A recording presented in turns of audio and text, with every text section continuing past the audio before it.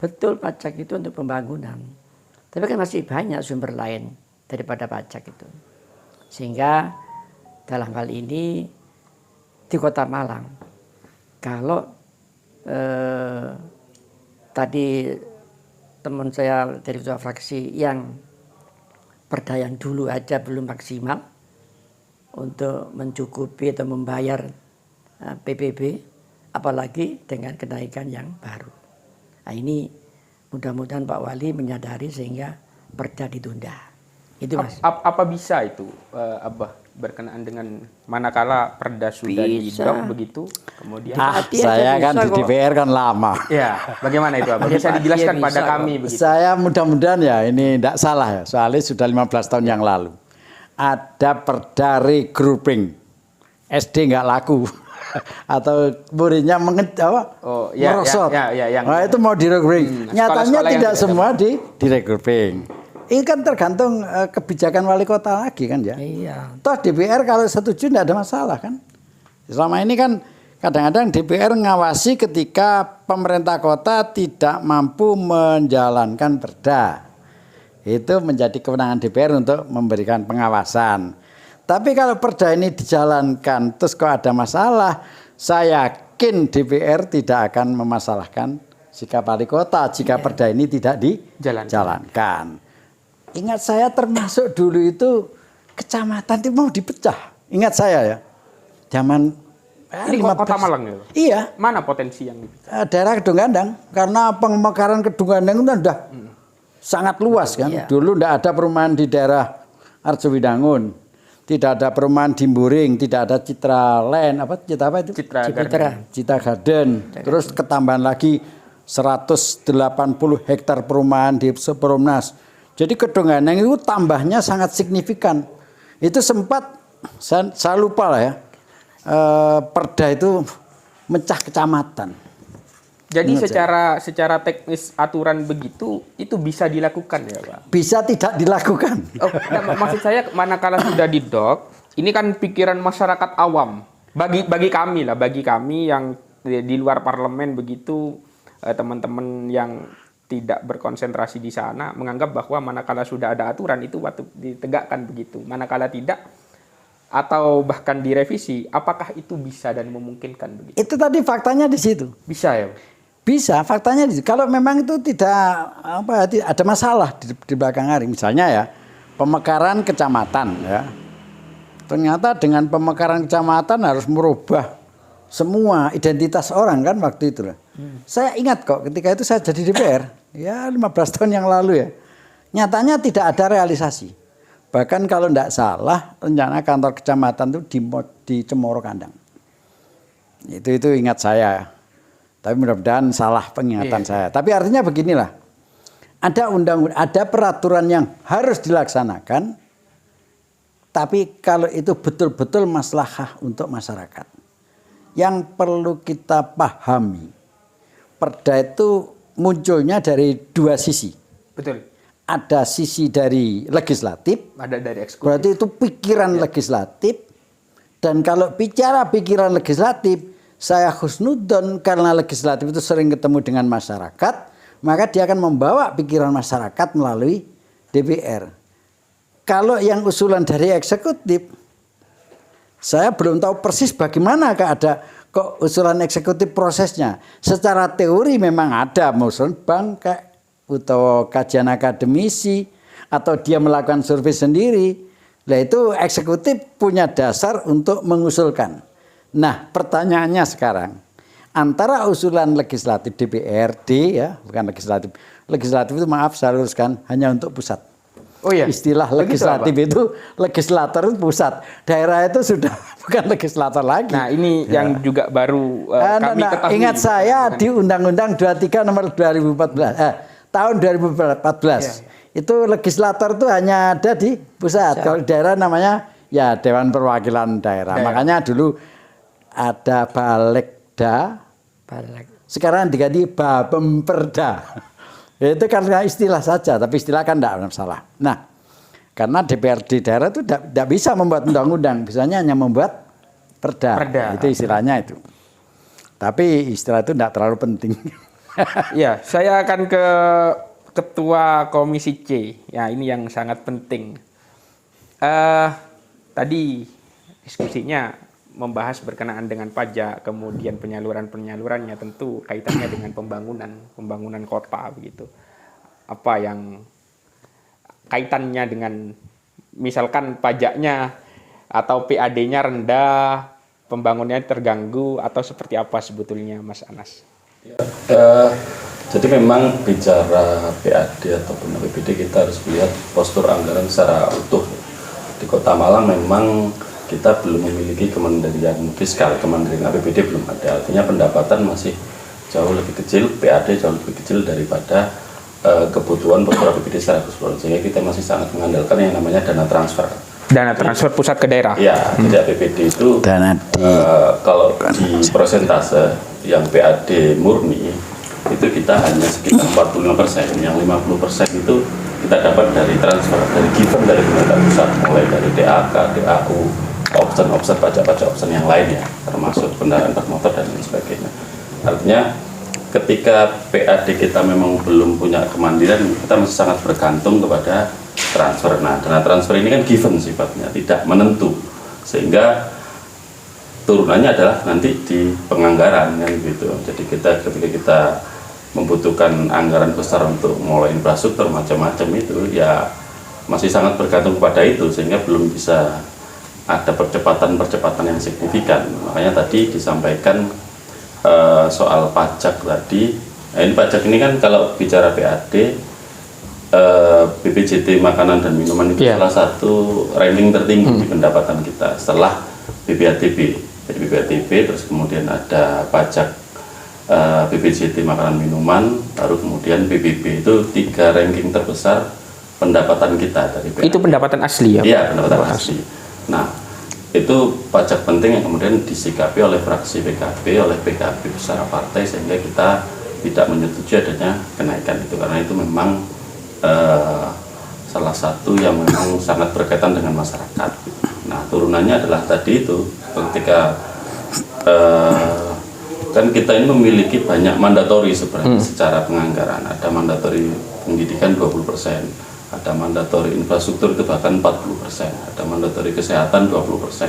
Nah, selama kita belum memiliki kemandirian fiskal, pendapatan yang besar, ya tentu saja sifatnya mandatori ini akan terganggu semua. Sekarang yang masih terpenuhi hanya pendidikan yang sudah secara penganggaran 20% lebih, 23 ya, 23%.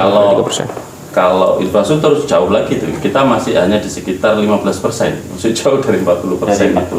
Dari 40% sangat jauh sekali. Karena memang bicara infrastruktur kan urusan yang tidak pernah selesai, memang banyak sekali yang diperlukan. Itu muaranya di sana sebenarnya. Namun manakala ada kenaikan pajak khususnya di PBB, P2, istilahnya begitu, apakah ini cukup berpengaruh terhadap pembangunan di Kota Malang? Iya, seperti tadi disampaikan. Jadi problem kita sebenarnya bukan kemudian harus menaikkan, tapi bagaimana wajib-wajib pajak ini kita meminimalkan kebocoran itu dulu. Seperti pajak makanan minuman, ya semua jenis pajak parkir dan lain sebagainya itu ketika kita analisis sebenarnya persoalannya bukan di minimnya pendapatan, tapi besarnya kebocoran. Nah, ini yang kemudian menjadi catatan kita selaku di Dewan ini untuk bagaimana pemerintah kota ini memaksimalkan potensi pendapatan dengan itu tadi, meminimalisir kebocoran. Kalau kebocoran ini kita minimalisir tanpa harus menaikkan persentase, maka PAD akan naik dengan sendirinya, karena ini sifatnya pajak, artinya wajib, semua wajib pajak harus membayar itu. Tapi solusi menaikkan itu bukan solusi utama buat pandangan kami sebagai fraksi, tapi adalah pertama kita minimalisir dulu kebocoran yang di mana-mana itu gitu, dengan menggunakan teknologi, dengan menggunakan banyak cara saya kira.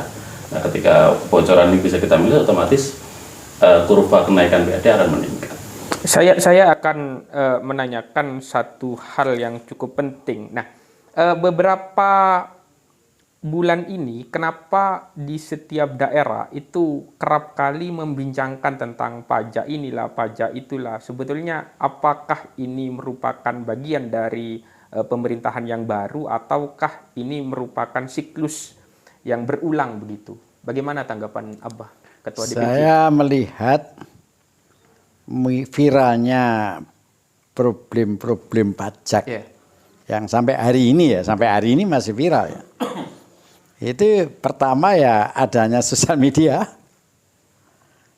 Sebetulnya kan pajak udah lama itu. Iya. Ya, yang kedua dengan adanya sosial media begitu viral, orang semakin cerdas kan, semakin cerdas, semakin paham. Belum lagi ada statement dari seorang gubernur, andaikan pajak kendaraan sekian, selesailah urusan jalan.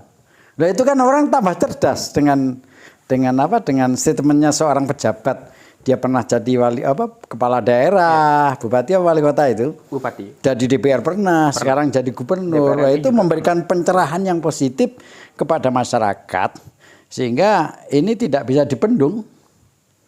Oleh karena itu pemerintah semakin sadarlah. Kalau saya mengambil bahasanya ketum kemarin, kita harus becus menangani. Kita jadi pemerintah itu harus becus menangani permasalahan. Ini wah saya terhentak betul. Tapi saya yakin, saya optimis ya. Pemerintah juga akan sadar ini, karena pembangunan demokrasi, pembangunan masyarakat itu ya tidak ujuk-ujuk berhasil lah. Amerika berapa tahun baru settle. Betul. Nah, dan gap kita dengan US kan cukup jauh. Yang kedua, sebetulnya tadi disampaikan Ketua Komisi Pembangunan Mas Anas, kalau transfer atau PAD tidak signifikan, tidak punya fiskal yang mandiri, akan terganggu infrastruktur, kan gitu ya. Memang kalau dilihat undang-undang berapa 40% kan ya, itu undang-undang kan ya. Seperti anggaran pendidikan, undang-undangnya 20% dari APBD. Kalau mereka tidak punya uang, nyatanya 40% nggak tercapai kan? Betul. Lah kenapa kok nggak tercapai, kok tidak ada masalah, memang nggak ada uangnya. Pertanyaannya sekarang, infrastruktur mana yang sekarang signifikan harus dilaksanakan? Kita bicara infrastruktur kan macam-macam. Kalau mau ngarang apa saja bisa. Ini berbicara keberpihakan anggaran ya Pak? Iya, berbicara anggaran dan kebutuhan. Kalau menurut saya infrastruktur yang sangat-sangat signifikan dan akan memperlancar arus ekonomi itu ya jalan sementara. Kita air tidak ada kekurangan. Bahkan PDAM, istilahnya dulu PDAM ya, sekarang apa? Perumda. Ya. Itu pernah nomor 1 di Indonesia. Berarti hebat Kota Malang di dalam menyediakan air bersih untuk masyarakat. Apalagi PLN tidak ada masalah. Alat telekomunikasi tidak ada masalah. Apalagi infrastruktur. Banjir, tadi kita diskusi dalam forum, sebetulnya bukan banjir, genangan air yang antri masuk. Iya. Nah, dan juga di Kota Malang ini ada dikelilingi oleh sungai yang cukup dalam. Mulai dari Dinoyo sana ada Sungai Berantas, ada keliling sampai Amprong ya. Dari utara ada Kali Amprong sampai Berantas. Di barat ada Kali Metro yang tidak pernah mencapai level tertinggi. Level itu apa ya? Elevasi air itu tidak sampai sepadan dengan jalan. Artinya apa? Kalau mengatasi banjir, kita punya drainase, baik drainase alam maupun drainase buatan, saya kira tidak terlalu tidak harus membebani masyarakat. Walaupun banjir jadi isu, saya kadang-kadang mikir, masa 20 tahun isu banjir terus di Kota Malang ini. Yang lain itu lebih banyak gitu loh. Kalau misalnya macet ya. Itu macet itu berapa kerugian masyarakat, negara, ya. Dan stresnya orang. Nah, Kota Malang ini termasuk, mungkin saya pernah baca, enggak tahu, saya enggak punya data resmi, termasuk kota termacet di Indonesia yang keberapa gitu. Artinya masuk nominasi kemacetan. Ini yang menurut saya. Lah terus bangunan infrastruktur mana? MCC. Andai tidak ada MCC pun sebetulnya kita tidak terlalu pusing kan ya. Walaupun kita dukung MCC. Terus Islamic Center. Itu infrastruktur kan ya. Andai kan nggak dibangun kan nggak apa-apa. Tapi kita mendukung. Kita mendukung karena ada uangnya. Terus pasar misalnya. Secara fakta di lapangan orang jual beli itu tidak terganggu karena tidak ada pasar ya. Karena ekonomi masyarakat yang tidak baik saja sehingga jual beli agak menurun atau karena online. Wah, itu online pengaruhnya besar sekali gitu loh. Lah makanya di sini pemerintah harus punya inovasi-inovasi dengan perkembangan zaman. Apakah harus memperbaiki gedung untuk ekonomi atau kayak MCC itu atau Islamic Center lagi kan enggak harus kan gitu. Nah, namanya infrastruktur yang sangat krusial sekarang apa? Pemerintah sebetulnya sangat tahu dan sangat paham. Kalau saya sebagai pengguna atau masyarakat biasa, ya macet itu di mana-mana lah. Ya betul. Macet di mana-mana karena apa? Bayangkan di Kota Malang itu penduduk imigran, apa imigran? Mahasiswa itu apa nama? Boleh nggak dikatakan imigran? Pendatang apa? Pendatang. Jangan imigran lah. Sorry. Urban. Maaf kita ralat. Ya. Bukan imigran lah. Soalnya kemarin ada isu pekerja imigran di Malang Raya ini sangat tinggi, 200.000 orang. Pendatang yang mencari ilmu, nah, anak-anak kita. Termasuk pekerja. Itu lebih dari hampir separuh dari penduduk Kota Malang. Ini akhirnya kan juga menimbulkan perputaran ekonomi. Betul. Meskipun di sisi lain juga ada problem tersendiri karena ada otomatis ada problem. Nah, harapan saya gini loh ya. Kalau masyarakat itu diuntungkan, itu ya apa caranya bikin masyarakat diuntungkan gitu loh ya. Saya melihat infrastruktur. Kan saya punya background di real estate ya. Background ya, bukan punya real estate. Karena dulu pernah sebagai pimpinan real estate. Yang membuat sarana prasarana itu pure swasta. Mulai jalan, listrik, penyediaan air, itu bukan pemerintah. Pemerintah hanya sekedar memberikan izin. Sehingga orang bisa hidup di Kota Malang yang pertumbuhan rumahnya cukup signifikan, ya kan? Itu yang membuat itu hanya swasta pure. Nah, pemerintah punya kepedulian memberikan izin. Itu aja sebetulnya lah. Berbuat itulah maksud saya. Pemerintah itu memberikan fasilitas kepada rakyat, sehingga rakyat bisa untung, ya apa caranya kan gitu. Nah, ini yang perlu kita pikir ke depan. Ya karena reformasi sudah 27 tahun, masa akan setback problem? Sama saja. Ya, itulah. Baik teman-teman, kami akan hanya membahas fokus di pajak saja pada sesi ini. Saya akan meminta closing statement, tapi di sesi ini saja terhadap Wakil Ketua DPRD Kota Malang, Abah Haji Abdurrahman terlebih dahulu. Nanti kita bergantian ya. Saya minta untuk memberikan closingnya apa berkenaan dengan pajak ini, begitu Abah. Ya, terima kasih.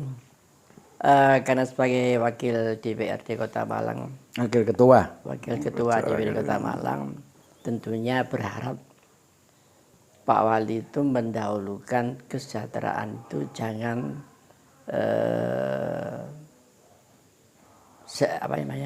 semaunya saja, tapi harus memperhatikan kondisi daripada masyarakat Kota Malang.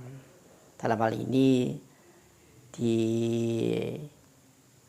bulan-bulan ini kan masih banyak hal-hal yang harus dipenuhi kebutuhan sehari-harinya, sehingga kalau itu nanti dikuras untuk bayar pajak, ini kan mengganggu kesejahteraan masyarakat. Oleh karena itu saya berharap Pak Wali menunda dulu perda pajak yang kemarin sudah setuju oleh teman-teman fraksi yang lain. Tapi di PKB menolak. Ya. Abstain. Ya. Sekali itu ya. Baik, sekarang ke Mas Anas, kaitan antara pembangunan dan juga pajak. Bagaimana itu Mas Anas? Ya seperti yang tadi kita sampaikan. Jadi memang secara regulasi kan sebenarnya bicara pendapatan maupun pusat ataupun daerah, memang cara paling gampang untuk cari duit kan memang dari pajak. Dari pajak. Itu sudah menjadi dan itu sejak zaman kolonial. Tapi bukan berarti kemudian ketika pemerintah itu punya wewenang untuk melakukan itu tanpa mempertimbangkan kondisi sosial ekonomi masyarakatnya. Itu yang kemudian menjadi pertimbangan kita kemarin di kasus PDRD itu, ketika kita tidak menyetujui kenaikan menjadi 15 juta dan kemudian termasuk PBB 0,2 itu karena itu. Dan itu saya kira akan menjadi catatan sejarah ya, yang menjadi jejak digital juga ke depan bahwa PKB bersikap tegas soal itu. Nah, rekomendasi kita memang salah satunya itu tadi, bahwa model pajak itu kan banyak sekali. Ada pajak macam-macam lah, baik itu yang sifatnya murni dari daerah maupun yang option. Itu dulu yang kemudian harus kita kuatkan, kita ketatkan sehingga meminimalisir kebocoran sekaligus meningkatkan PAD tanpa harus menaikkan prosentase dari pajak itu sendiri. Nah, kalau kita belajeti itu banyak sekali potensi kebocoran dan itu terjadi di mana-mana. Itu menjadi rahasia umum dan itu rekomendasi kita untuk agar pemerintah kota memperketat itu, sehingga dengan teknologi, dengan sumber daya manusia yang lain, sehingga itu lebih pas saya kira untuk kemudian diterapkan sehingga tanpa harus menaikkan itu tadi. Saya kira itu yang akan terus kita dorong ke depan. Jangan dinaikkan terlebih dahulu, tapi diselamatkan terlebih dahulu, begitu ya Mas Anas. Betul. Sekarang Ketua Fraksi Partai Kebangkitan Bangsa, wakil partai yang berada di DPRD Kota Malang. Silakan Pak Ketua Fraksi. Siap. Kalau saya lebih fokus kepada isu-isu yang beberapa minggu ini viral berkaitan dengan PBBP 2 ini. Memang secara aturan dari pusat itu teman-teman eksekutif ini sudah sesuai secara pertimbangannya itu, karena hubungan keuangan pusat dan daerah di situ juga mengatur tentang PDRD, pajak daerah dan retribusi. Seperti yang saya sampaikan tadi, tentunya juga harus memikirkan psikologis ataupun kondisi masyarakat kita. Apakah dengan naiknya tarif dari 0,055% menjadi 0,2% ini menjadi kabar gembira kepada masyarakat Kota Malang, atau ini menjadi beban bagi mereka gitu loh. Yang 0,055% aja banyak yang belum bayar kan kayak gitu. Melihat kondisi ataupun jumlah jiwa yang asli Kota Malang itu ada sekitar 900-an ribu. Belum lagi pendatang. Kita nggak bicara pendatang kalau bicara soal pajak PBB ini. Katakanlah yang mempunyai KK itu secara data Badan Pusat Statistik itu ada sekitar 294.441 KK. Pasti mereka mempunyai rumah. Salah satunya mempunyai rumah dan bangunan lah gitu. Itu kalau misalnya katakanlah yang menengah ke bawah, katakanlah separuh, ada berapa di situ? Ada sekitar 180-an ribu. Ini jangan sampai mereka itu merasakan ini dengan naiknya tarif dari 0,0255% ini menjadi 0,2. Ini menjadi beban kepada mereka, dan mereka bergerak bersama-sama untuk menolak dengan adanya perda ini. Memang hari ini perda ini secara ranperda sudah disahkan, dan hari ini kondisinya ada di masih diproses evaluasi Biro Hukum Provinsi, yang kemudian nanti akan dikembalikan kepada kami evaluasi poin-poin apa yang nantinya akan kami tindak lanjuti dengan kondisi sekarang ini. Lebih-lebih kami masih konsisten tetap di 0,055% itu. Itu yang khusus untuk PBB. Dan PKB tegas dengan itu. Dan PKB tegas dan konsisten lah. Siap. Kita fight sampai akhir lah gitu. Fight sampai demi akhir. Demi menengah ke bawah. Oh iya, demi masyarakat. Betul. Karena gini, kemarin ketika kami silaturahim menemuin masyarakat, ada sekitar 300 orang di situ. Ada pembahasan soal bagaimana nanti kalau misalnya 0,2 itu diterapkan, nasib kami bagaimana. Itu yang kami masih ingat sampai hari Saat ini. pertemuan Saat bersama pertemuan masyarakat itu. bersama masyarakat itu. Ini amanah ini akan kami bawa. Saat Kami reses. ingin menunjukkan bahwa kami ini betul-betul perwakilannya mereka gitu. Ini berangkat dari suaranya mereka, bukan keinginannya partai semata, tapi partai mempunyai masukan aspirasi perwakilan kader kita yang ada di masing-masing kecamatan. Karena partai ataupun mempunyai masing-masing fasilitas dapil. itu. Betul. Dan ke depan kita permintaan kami, walaupun ini sudah katakanlah sudah mau masuk final diregistrasi menjadi perda, tentunya ini harus ada formulasi. Kami meminta wali kota agar membuat formulasi ataupun perwal berkaitan dengan PBJT yang pajak barang jasa tertentu khususnya makanan dan minuman tidak mengena kepada PKL atau UMKM yang di pinggir jalan yang jualan nasi goreng ataupun bakso. Meskipun omsetnya 1 bulan itu 15 juta. Betul, mereka harus dibina dulu. Mereka harus diperhatikan dulu. Jangan belum dibina sudah dimintain pajak. Ayo kita lihat itu pengusaha-pengusaha besar itu seperti kafe, restoran itu. Yang seharusnya setiap hari itu dapat belasan juta, tapi laporannya dalam setiap bulannya 17 juta. Ini kalau yang seperti teman-teman sampaikan, disitulah kebocoran-kebocoran yang terjadi. Ini bagaimana mereka menyikapi itu? Kenapa mereka tidak memaksimalkan itu? Gitu. Terus yang kedua, selain PBBJT, soal PBB itu, kami meminta tetap seperti tarif yang sebelumnya, yaitu 0,055%. Dengan catatan mereka harus lebih mengenali ke bawah kendala-kendala apa yang selama ini terjadi. Itu. Sehingga pajak yang dikenakan nanti juga maksimal secara pembayaran. Betul ya. Ketua DPC PKB hari ini untuk memberikan statement terakhir. Tapi jangan di forum-forum selanjutnya ya, Pak. Cuma di sesi ini saja statement terakhirnya begitu ya. Ya, untuk mendapatkan PAD tadi sudah dibahas sama teman-teman volumenya, persentasenya. Saya berpikir NJOP itu bisa diturunkan lah.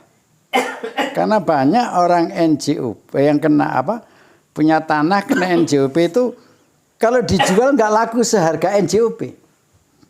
Lah 0, sekian persen itu dari NJOP. Iya, betul. Lah itu pemerintah bisa dengan perwal NJOP diturunkan, perda 0,2 dijalankan. Itu untuk mengimbangi kalau memang tidak bisa merubah perda. Itu win-win solution ya, Pak. Itu win solution. Jadi NJOP. Yang kedua, saran saya BPATB itu kan juga besar. Di pusat itu sudah ramai BPATB gratis. Iya. Nah, pertanyaan saya, apa sih jeleknya kalau ada pengusaha atau orang per orang jual beli dia dapat untung, kan itu warga kita. Kita senang kan kalau warga itu kaya. Nah itu mindset berpikir kita, bagaimana punya warga kaya. Misalnya mau jual tanah tanpa BPATB ya misalnya. Akhirnya dia kan kepingin jual sana, kepingin real estate, kepingin jual sini ini. Orang mau jual investasi macam-macam. Ekonomi berputar. Ekonomi berputar. Sebetulnya di situlah gitu. Saya kira ini sebagai statement akhir terkait dengan PAD dan lain sebagainya. Mudah-mudahan kita diberi petunjuk oleh Allah. Kita ngarusi partai tidak hanya untuk kepentingan kelompok, tapi betul-betul PKB ini berpikir untuk kepentingan masyarakat banyak. Karena dari NU untuk bangsa. Sing ngatur bangsa ya PKB. Ya. Makasih. Assalamualaikum warahmatullahi wabarakatuh. Waalaikumsalam warahmatullahi wabarakatuh. Demikianlah teman-teman di sesi ini berkenaan dengan pajak, khususnya pajak PBB di Kota Malang ataupun secara global tadi kita membahasnya di Indonesia dan yang viral hari ini di Pati. Terus tumbuh perjuangan kita untuk membersamai masyarakat kecil utamanya yang berada di pinggiran kota ataupun yang di tengah-tengah kota ya.